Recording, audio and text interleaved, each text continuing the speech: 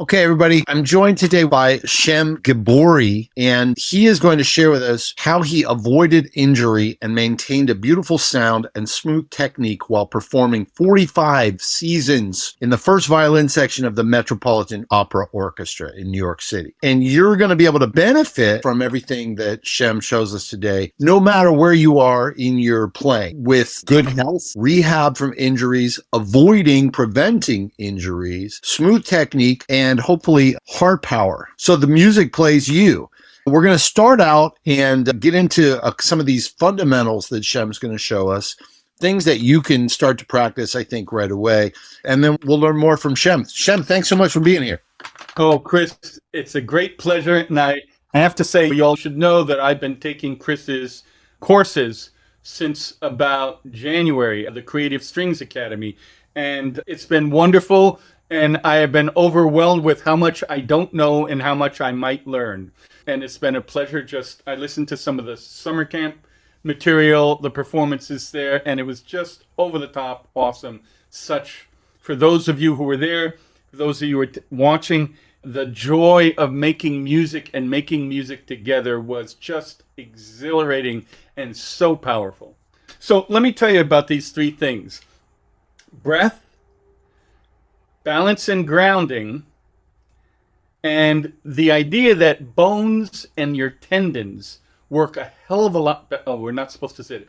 Bones and tendons work way better than just muscles when it comes to playing string instruments, okay?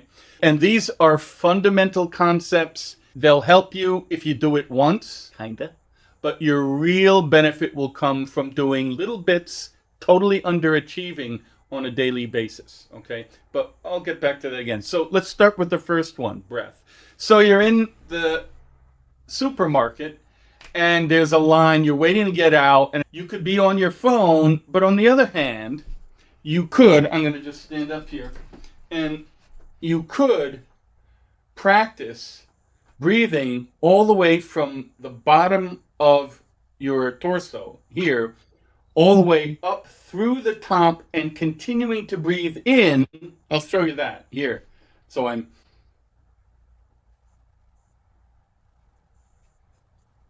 still breathing in. And there's resistance, but you breathe in a little bit longer, and then you don't have to vocalize. The vocalizing helps you relax. But the idea is the breath moves in all the way up, and then slowly, if you wish, out. All the way out, so you're pushing out.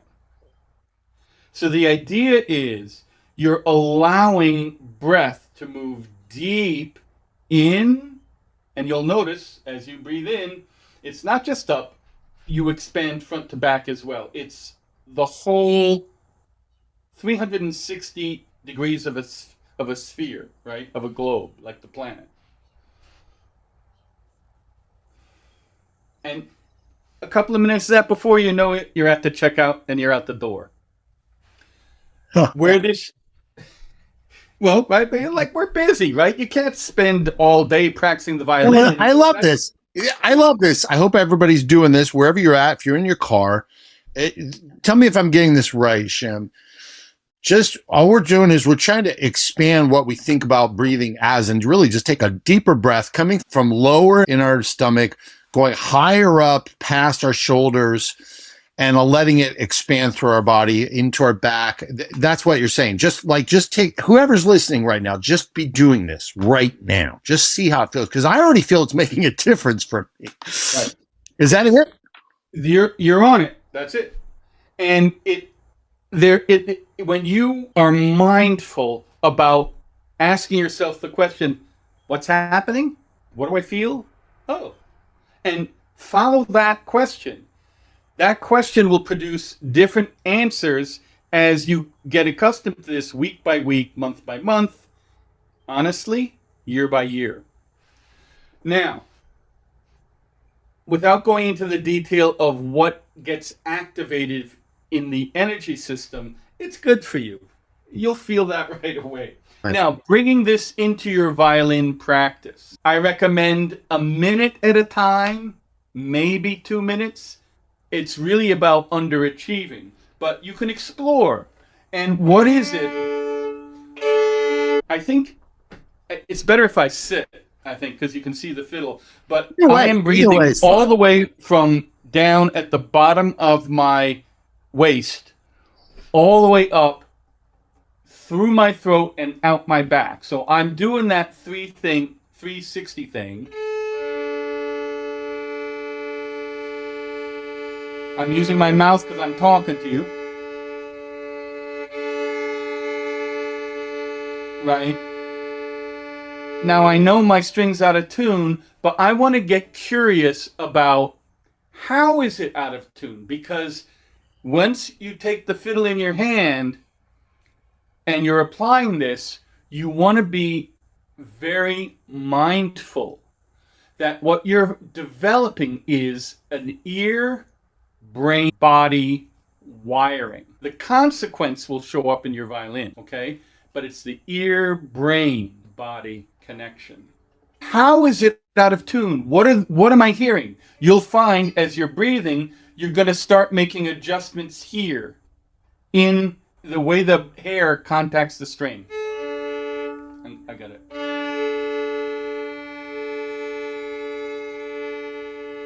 Now I am allowing my breath to change whenever I need it. The bow changes, whatever.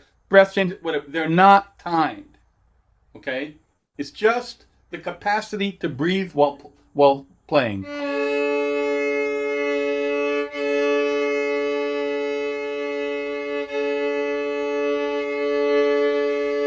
Now it's a little out, but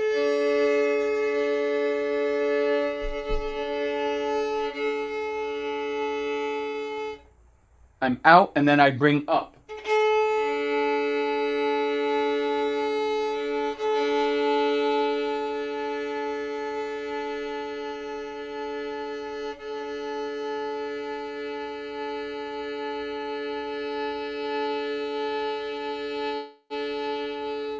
And now I'm in my shoulder blade. You can't see behind the shirt, but the idea here is that this whole area is being massaged and softened from the inside.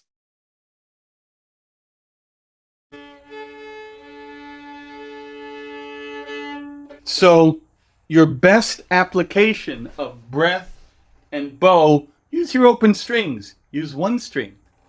Use a perfect fourth or something, where it's easy to hear the difference tone.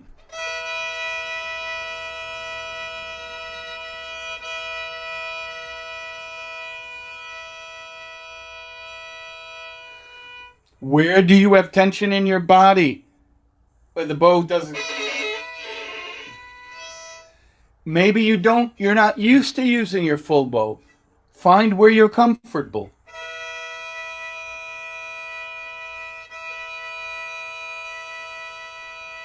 Okay. For somebody that's listening right now, if they have their violin handy, you guys could press pause and do these exercises that Shem's showing you. This is a guy that spent 45 years playing in the Met Orchestra, right? And this is what he does. So listen to him.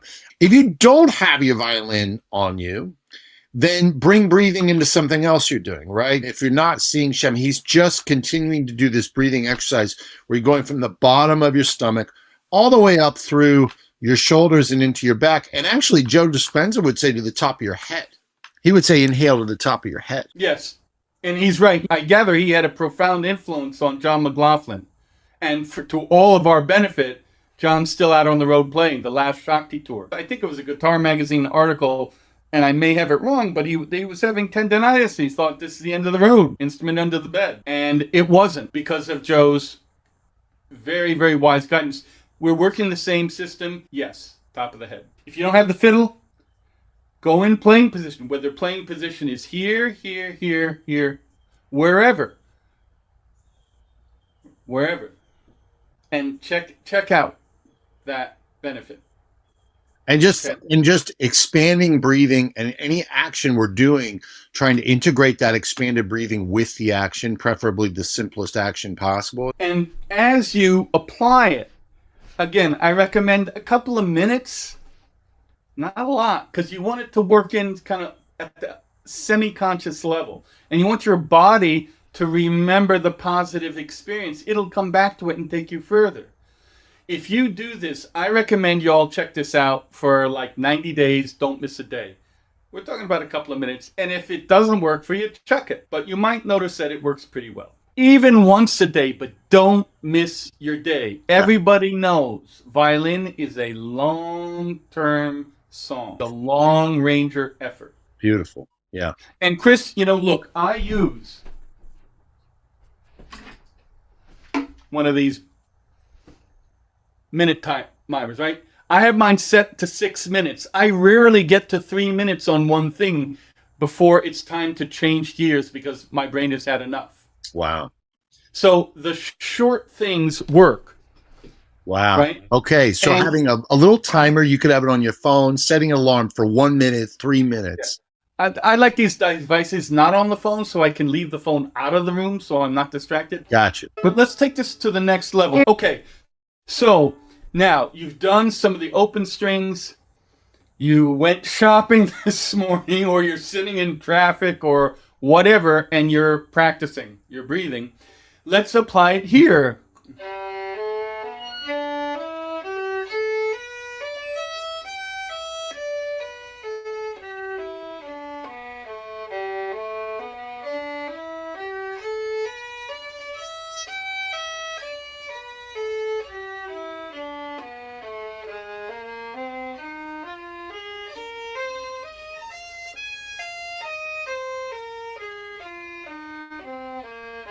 Or if you don't do the whole bows,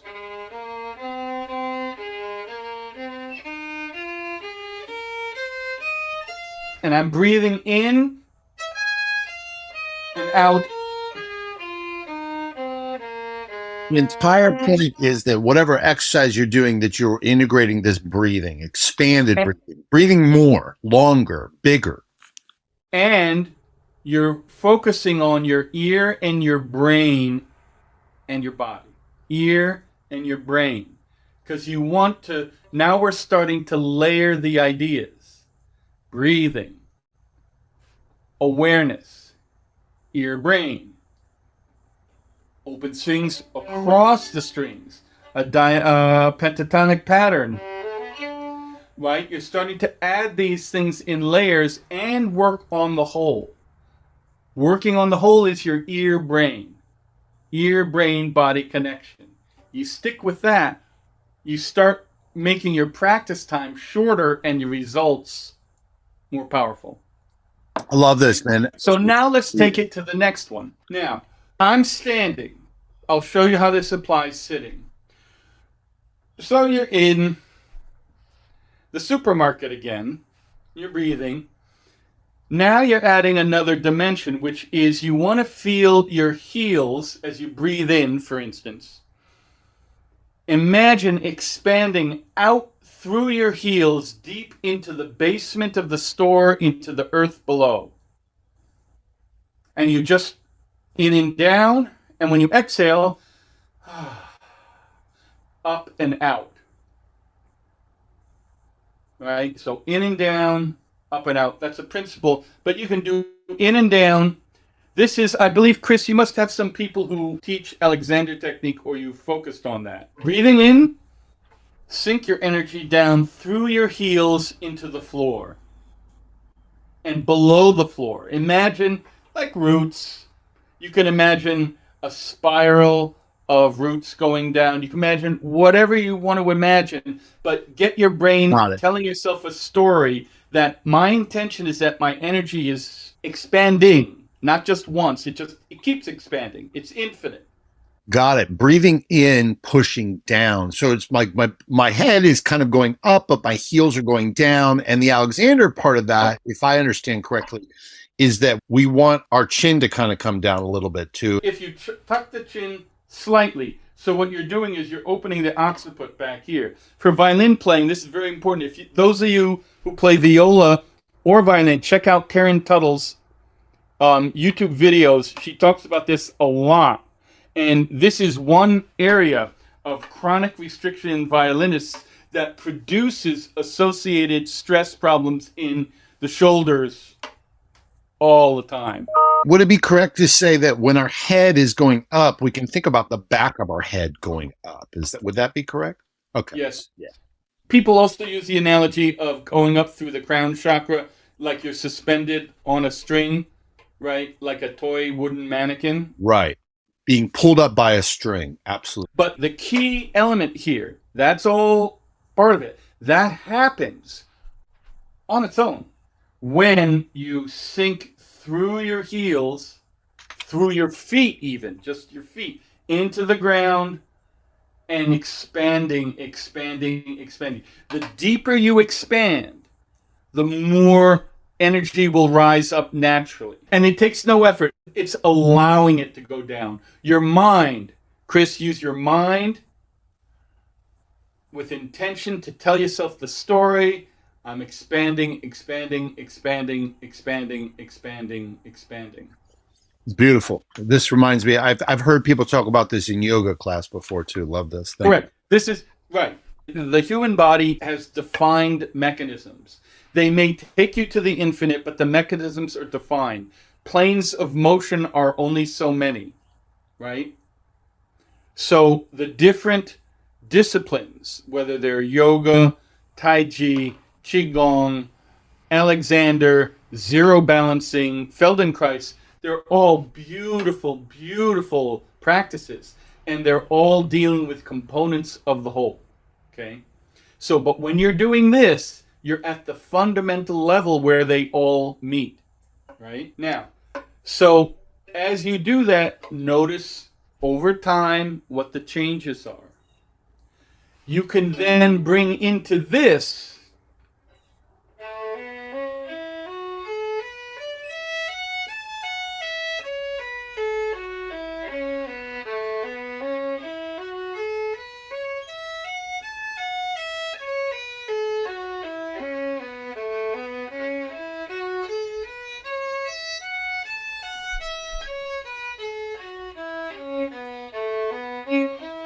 and you'll find that as you allow expanding down, all of a sudden, your arms can start to get heavy. Your elbow, maybe your elbows, you start feeling the points of your elbows. And all right, I got to stop you for a sec on that because a couple things come to my mind. They can integrate this with their violin playing, but I'm imagining that if they're doing anything that has to do with their left-hand fingers and not open strings, that people are going to have an immediate objection, which is, but how do I support the violin if I'm not clutching it with my neck? Great question. I can answer that question with a principle. It's a deep question. And Chris, do you want to give them that answer? I think that they definitely could do, or like my modified version of, instead of playing with your fingers, if you can't do that, I'm guessing that Shem's going to agree with me. Just do an open string and try to expand. Totally. Yeah. Totally. So, because when you play an open string, you can support your violin under the wood. You don't have to even have your finger all out. And you can really, what I want you to do is focus on supporting the violin with your left arm and doing the exercise that Shem just talked about, which is, you're pushing down with your heels. Yeah, just a long, bow strokes on an open string, or even moving the bow as much as you want, just on an open string. Your open strings offer an incredible opportunity to really develop the ear brain and the body mechanism independent of left-hand technique.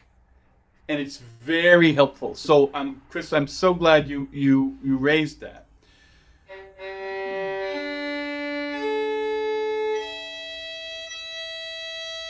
I know I'm out of tune, I'm just leaving it.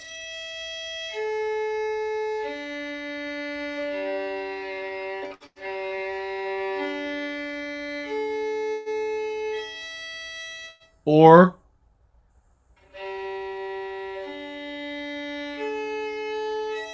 changing the bow. And he's using one bow across all four strings. Yeah. Right. Now notice here, this is actually very important while you're breathing, and I'm sitting, I'm expanding continually down.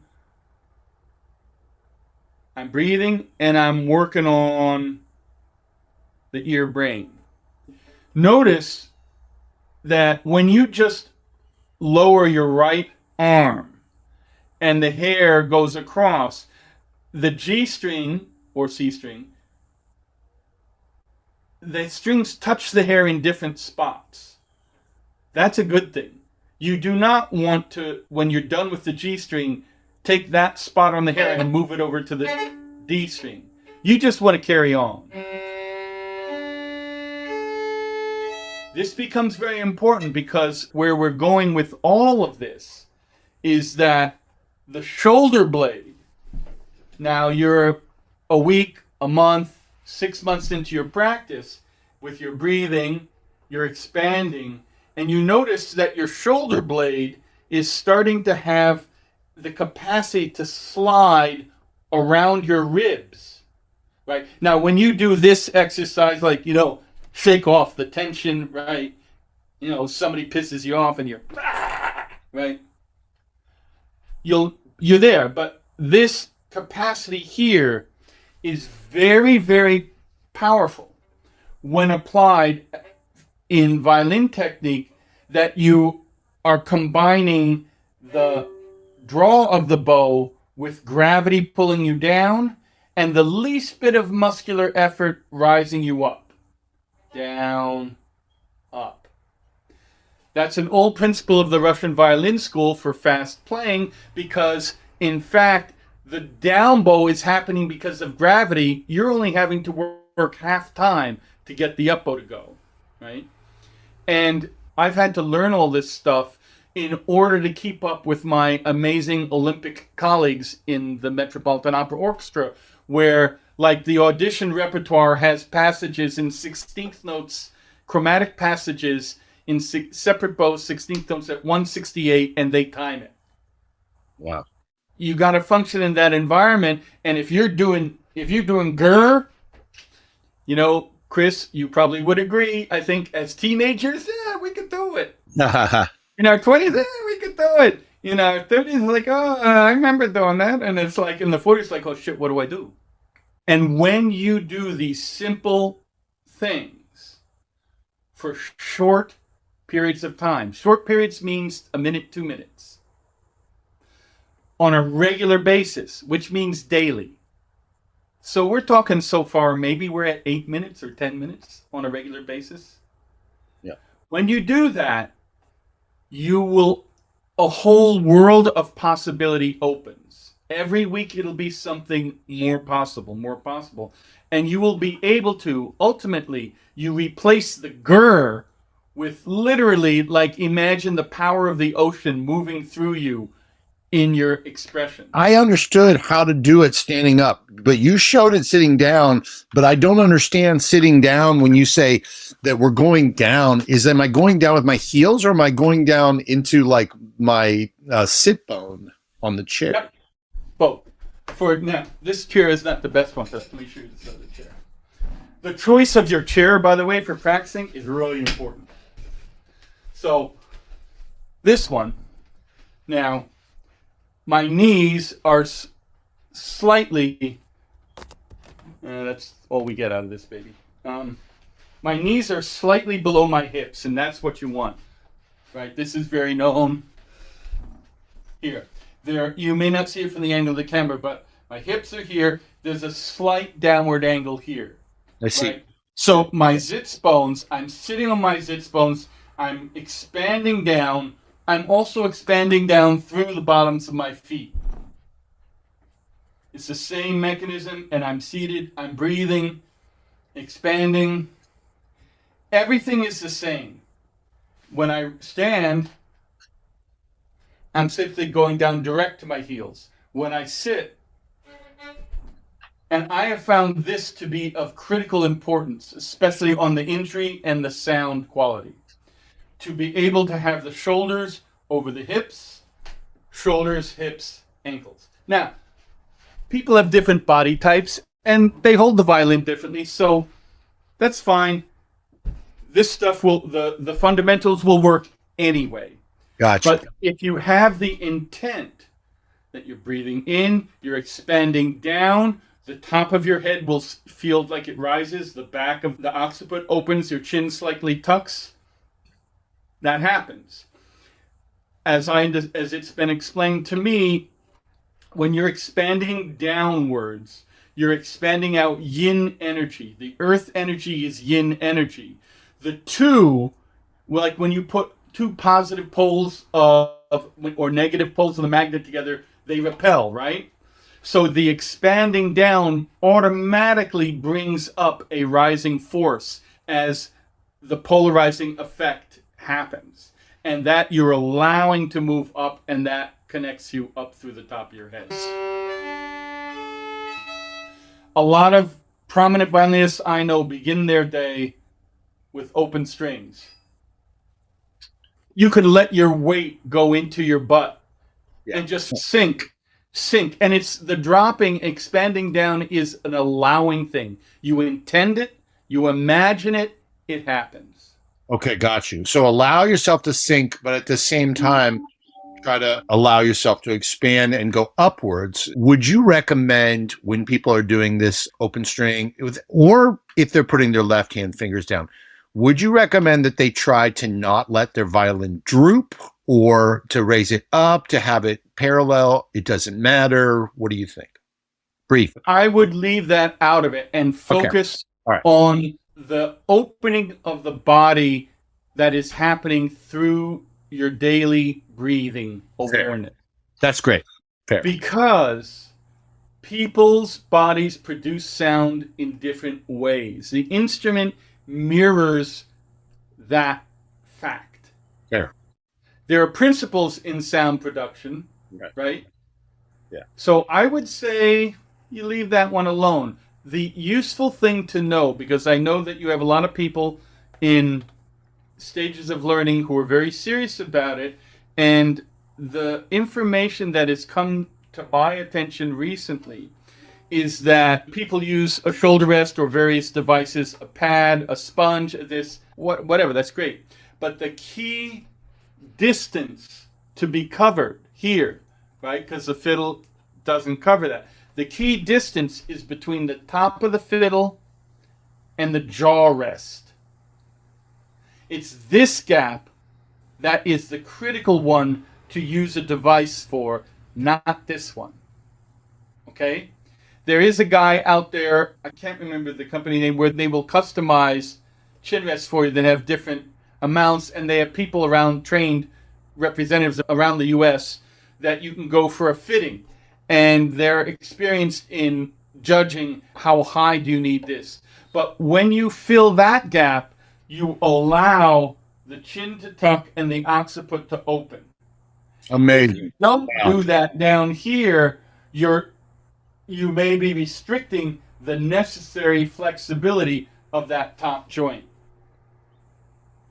Wow. I'm just realizing you're talking about the chin rest having a space between the top of the violin and the chin rest. So I have extra cork in there. But for me, that's all that was needed. But I also have other chin rests where I had them extend. They put shims underneath, ebony underneath here and underneath there to make that higher. But that's just really an aside. Wherever you are, all you do is focus on your deep breathing, that the breath moves through while you are playing. The rest will sort itself out over time.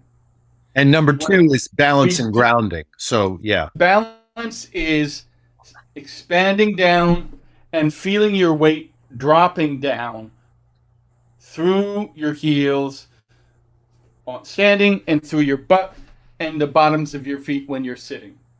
As I was doing that, the balancing and grounding, it was just prompting me to want to do the breathing as well. So that's great. These are linked fundamentals, but they're helpful to separate at the beginning. And if you want to refine one, it's helpful to separate them out. Beautiful. When all this combines, it disappears. It's like one thing. And then the music is playing you. Love it. I love it. Now, in fact, by focusing on your ear brain, as the rubric for all of these practices, you are cultivating what is metaphorically refers to as the right side of your brain, the creative, receptive side, as opposed to the linear, analytical left side. And you're cultivating that. So when you do that, it affects the entire mechanism of your humanity, of your human body. Amazing. So that's the direction all this is going. But these are very practical things.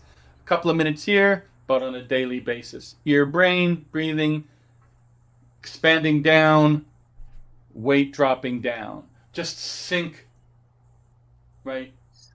And I'm guessing that for those of us that are over 40, it might feel more, we might get more out of it. I don't know if you want to speak to that or not. I guess everybody's different, but when I was 20 years old, I feel like people told me this stuff and I just went through one ear out the other because my body was different. I don't know. What do you think? All right. So I had an incredible violin teacher in college named Brodus Earl. I only had him for a few years. He was a wacky, out-of-the-box genius, but man, the cat could play. He was friends with Joe Venuti. He was friends with Grappelli. He was concertmaster here, concertmaster there. Anyway, he talked about subdividing. He loved the idea of the metronome. And I'm going somewhere with this, so bear with me. Yeah. He said the slower the music, the faster you subdivide. Yep. So if you're playing, you're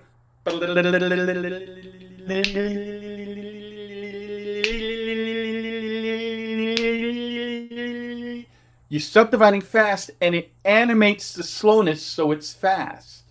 So it moves. And when you do that, you communicate to your colleagues where the pulse is.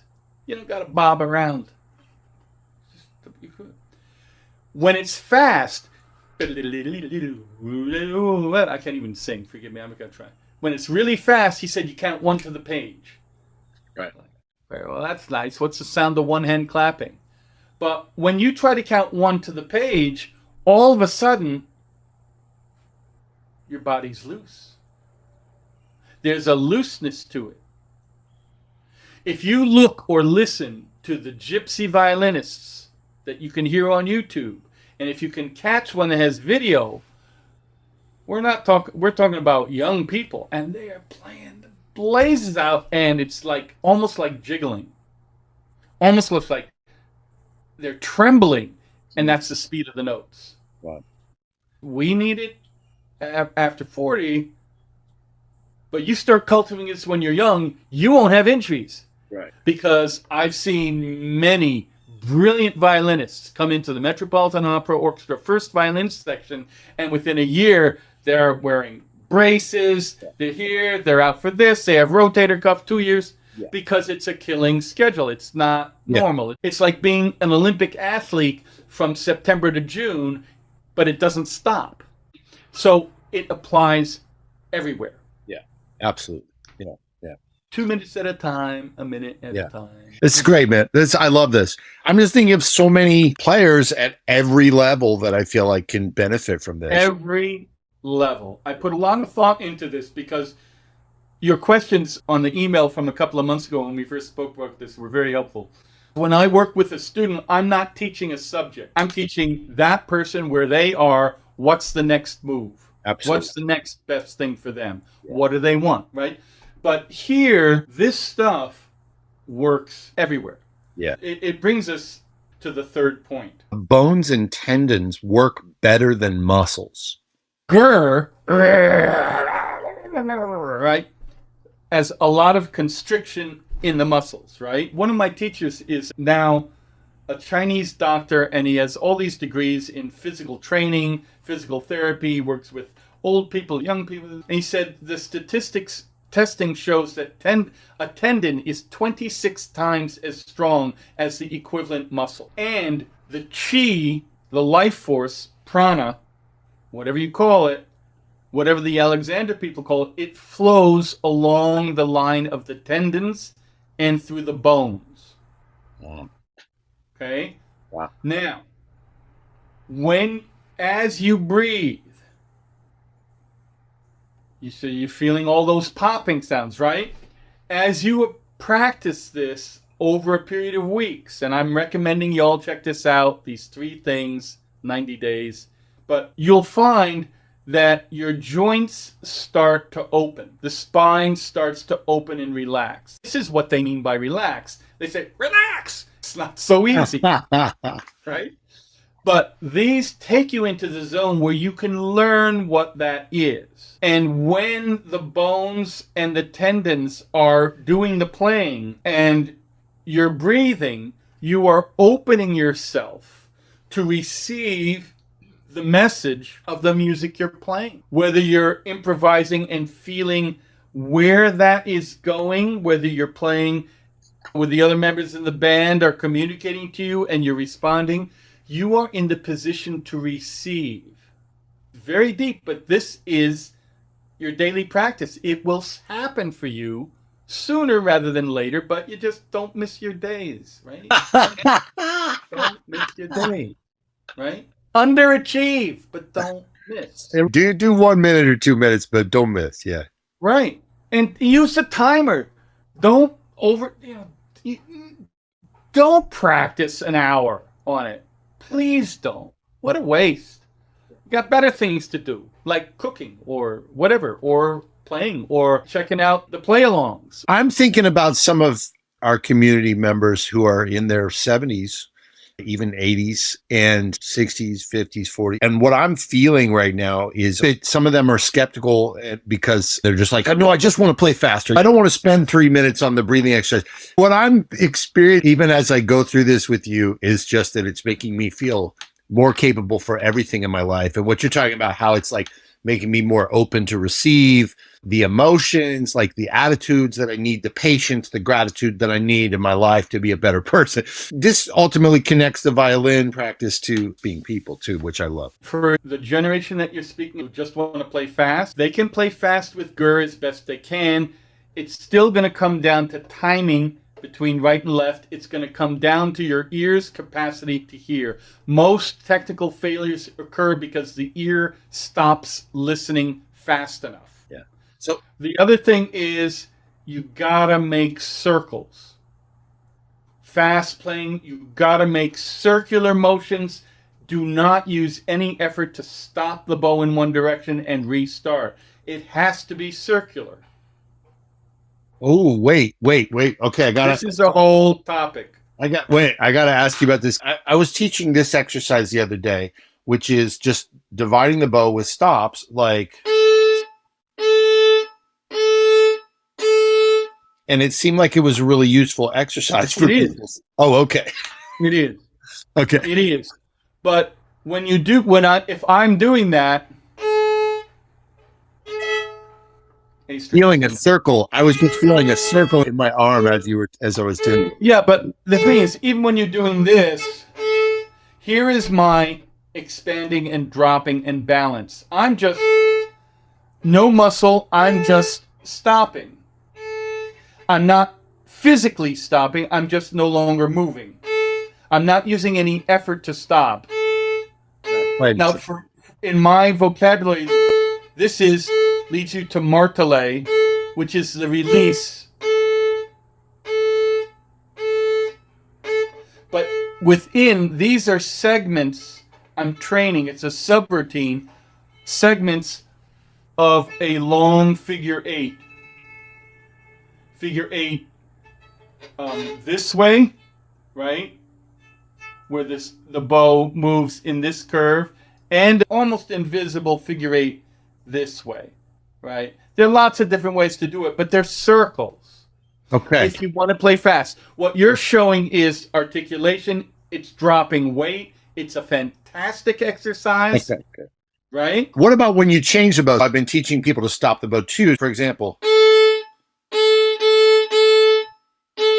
stopping the bow at the end. How would you apply it to that? Do you like that exercise? I have always avoided that. But I understand that there is a benefit to it.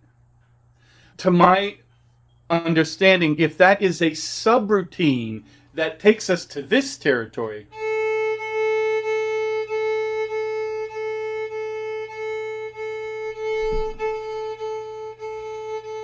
Now here, what's happening here is not just this. Notice the wrist is going, the fingers are going, but also if you could see my back, there's an invisible, like a maybe half a millimeter or a millimeter of a vertical component as well. Then I use my index and thumb. I go in the upper third mostly. About slowly. I reached a point where I used to do this a lot. I was very fast. I could pretty be consistent in the 150s on the metronome with 16th notes, but I started getting tremendous tendon pain. Right. And I had to retrain myself. And I'm still not quite as fast as I used to be, but I don't have the pain. This is where I know this stuff works as rehab. And it's the circles. Now, my friend Alex Markov, who you may know as the Paganini guy who also composes rock and roll, right? He's got his gold electric violin and he does these split bills of rock and roll and Paganini. And the cat's great. He taught me the first thing about finger motion. So now I'm realizing, because I connected it up with my Qigong teachers who are Chinese medical doctors and martial art grand master, that all the joints work. Use all the joints. You want a little more elbow? Use a little more elbow. You want a little more wrist? Use a little more. You want a little fingers? Use more fingers. But they all connect. And this is where, again, the breathing, the grounding, expanding down, expanding your energy down, developing your imagination to do that comes in. And that's a perfect segue, if I may, to the third point about bones and tendons. And it's a very easy way. I want to turn on my other camera. Is that all right? So, folks, what you're going to do here is find a soft surface, not the wood, right? A soft surface, a carpet. And this is very simple. I'm going to pick up my limbs one at a time and allow them to go plop and just drop, right? And it'll make a clunk sound. This is going to show you what it's like to feel your skeleton, everything letting go and the skeleton just going blunk, letting go of your muscles holding you in form, right? You want to release all those muscles. Your breath work will be excellently practiced on the floor. I'm going to show you. Okay, so you can breathe in here. But what I'm doing is, number one, leg goes up, clunk. Leg goes up, clunk. Now, you don't have to pick it up very high, just an inch. An inch. Arm. Arm. Shoulders. Hips. Gently pick your head up and feel the weight of your head in your hands and lower your head down. Pick your head up, lower it down. So you get the feeling of what it means to let go. Now, in this position, you can use your breath, expand. Imagine all of your joints expanding out from the center of your body. Be methodical. Shoulders, clavicle, here, moving out, moving out, moving out. Elbows, moving out. Wrists, opening. Space within the space within the space. Joints, each one, same, through your whole body. Breathe in there. It won't hurt. This will give you a sense, and you're not holding up the weight of your body with gravity. The floor is holding you. You're letting go to the floor. This is, I'm sure many of Chris, you must have experienced this in yoga, right? This seems like amazingly valuable. Well, this is a fog cutter. You don't have to wonder, am I doing it right? If it glows clunk, you're doing it right. Yeah. Next week, the clunk will be a little better. It'll be a better clunk, but you'll get it. Now, the other thing is here, now these are basic yoga things, right? Where you might pick your knees up and feel your lower back flat. on the carpet. Right. Hold your head, let your spine rest into the carpet. These moves, you can find this in Hatha yoga guides. They develop the flexibility of the spine, okay? I don't think I need to spend a lot of time here with that. This is amazing. Bones and tendons are better than muscles. So just make the connection for me. How is that what that is? Because you're relaxing your muscles? Is that why? Bones and when you're letting go like that, that's your bones and your tendons are connected. Your muscles are doing nothing. Got it. Yeah. Relaxing the muscles. These are metaphors. A science person, medical doctor, a physiatrist, they'll tell you what this is. They're right. They're right. But, you know, we're the violinists. We're the musicians, right? This works. Yeah. Right? You don't need that for this. Got it. So my language may be imprecise, but it's accurate for what our needs are. I'll just talk about my take on this. We lay down because we want to let gravity do the work, and that really allows us to fully let go of our muscles doing that work. I just want to say that it's resonating with me deeply, and just personally, like how valuable this all feels to me, and the need to focus more on like the quality of what we do, the quality of how we do simple things, as opposed to trying to do hard things but not doing them well. Chris, these things, I played my last performance with the Metropolitan Opera in June of 2023, and I retired. Like, enough. Part of the reason was that I'm now able to be the violinist that I touched into when I was 16, 17, 18, 20. Yeah. When Steve Reich hired me as the first violinist he ever hired. And I made all those ECM recordings. Oh, wow. When Anthony Davis hired me, they saw a promise, they saw something, and I'm forever grateful. But I feel like now I can do it. Yeah. And this is how I got there. Because I had to clear away a lot of shit. I had to clear away many things. You're good. I just want to let people know that you guys can reach out to Shem. And you just use my email. My website is under construction. Reach out to me. It's Guibbory@gmail.com.